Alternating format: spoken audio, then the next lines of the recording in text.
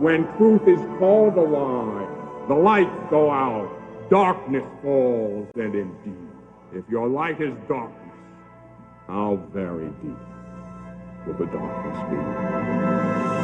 All the words in this book can be compressed into one word, the eternal word, Jesus the Christ.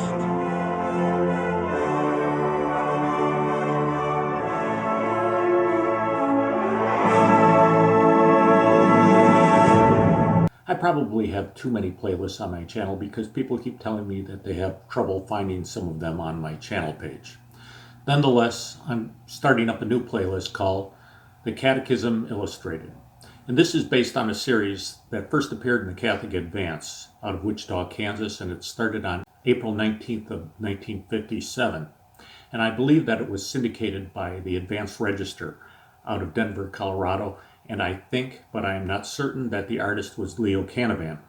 The series was based on an explanation of the Baltimore Catechism, and it was directed toward adults. It ran for 2 years, but then it abruptly stopped during the reign of Pope John XXIII because apparently people were no longer interested in the catechism. The catechism lessons in the series were presented in a random order, and they didn't follow the order that is in the Baltimore Catechism, but I'm going to feature them in the order that they appeared in the Catholic Advance. This catechism lesson deals with the works of mercy, and it begins, question, how must we assist those in need? Answer, we must assist those in need by the corporal and spiritual works of mercy. Blessed are the merciful, for they shall obtain mercy. As you can see, the corporal works of mercy are a little bit blurry here, so I'm going to reproduce them. The corporal works of mercy are these 7, and they are all rooted in Scripture, and they are to feed the hungry, to give drink to the thirsty, to clothe the naked, to visit the imprisoned, to shelter the homeless, to visit the sick, and to bury the dead. And here's an example of one of the corporal works of mercy, sheltering the homeless. We can do this by receiving a refugee family.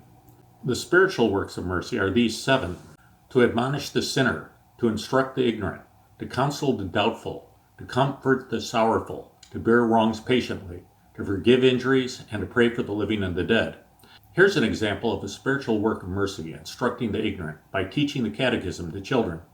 Before the Second Vatican Council, all Catholic children were taught the catechism either in Catholic school or in Sunday school. Nowadays, CCD doesn't instruct children in the catechism. Instead, it acts like a daycare center, and it has children do art projects and talk about their feelings. Have you ever met a kid from a non-traditional family who knows anything about the catechism? So let's compare this lesson from the Baltimore Catechism to the New Catechism of the Catholic Church. Here's a screenshot from the New Catechism from the Vatican's website. And the New Catechism of the Catholic Church doesn't enumerate all the works of mercy and fits them into the text of a paragraph. Also, it doesn't mention all the works of mercy. Let's compare the two catechisms side by side. The Catechism of the Catholic Church lists feeding the hungry. To give drink to the thirsty is turned into giving alms for the poor. Clothing the naked, visiting the imprisoned, sheltering the homeless, visiting the sick, and, interestingly enough, the Catechism of the Catholic Church includes the corporal works of mercy of burying the dead. However, burying the dead seems to be optional in the Novus Ordo Church because the New Catechism of the Catholic Church also says, the Church permits cremation, provided that it does not demonstrate a denial of faith in the resurrection of the body. Now, this is an extreme departure from Catholic Church teaching. The Code of Canon Law of 1917 says, the bodies of the faithful departed shall be buried. Their cremation is being reprobated. It is also a departure from Scripture, the unanimous consent of the early Church Fathers, and 2,000 years of Christian teaching. Cremation has always been forbidden in the Catholic Church. For more information, please check out my video about cremation, which is linked down below. Let's move on to the spiritual works of mercy.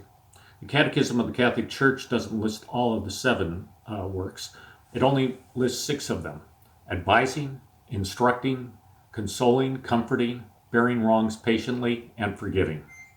It's not easy to figure out which of those verbs match up to which traditional spiritual works of mercy, but let's give it our best shot. To instruct the ignorant becomes more politically correct, and it's merely instructing. The effeminate Novus Ordo Church doesn't like confrontation or charged phrases such as instructing the ignorant. To comfort the sorrowful is just plain comforting, bearing wrongs patiently. To forgive injuries is now merely just forgiving.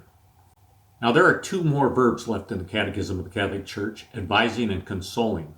Consoling doesn't seem to match anything that's left. It would seem to match comforting the sick, but the Catechism of the Catholic Church already lists comforting. It seems that to admonish the sinner is twisted and contorted by the Catechism of the Catholic Church into advising. For someone not acquainted with the spiritual works of mercy and just reading the Catechism of the Catholic Church for the first time, they'd probably be a little confused by what the Catechism is referring to with the phrase advising. Is giving financial advice a spiritual work of mercy? Evidently, the Novus Ordo Church no longer believes in the virtue of admonishing sin. It seems to be too confrontational for them. They prefer to be politically correct and list the confusing verb advising. By default, I'm assuming that the writers of the new catechism intended to substitute to counsel the doubtful with comforting. It really doesn't seem to make sense, but maybe they thought that counseling the doubtfuls again sounded too judgmental, so they changed it to something more feminine and nurturing. It's probably no coincidence that the Novus Ordo Church doesn't mention praying for the dead. Have you ever been to a funeral at the Novus Ordo Church? I've been to a few, and I never heard anyone implore the attendees to please pray for the departed. Nowadays, there's only talk about how there's another angel in heaven. In a land where there's a reasonable hope that all men are saved, it seems like a silly waste of time to most people to bother praying for the dead. After all, they're already in heaven. Well, I hope you enjoyed this installment. I'll be back again soon with another one, but in the meantime, please pray for the church. Mercy, mercy, mercy.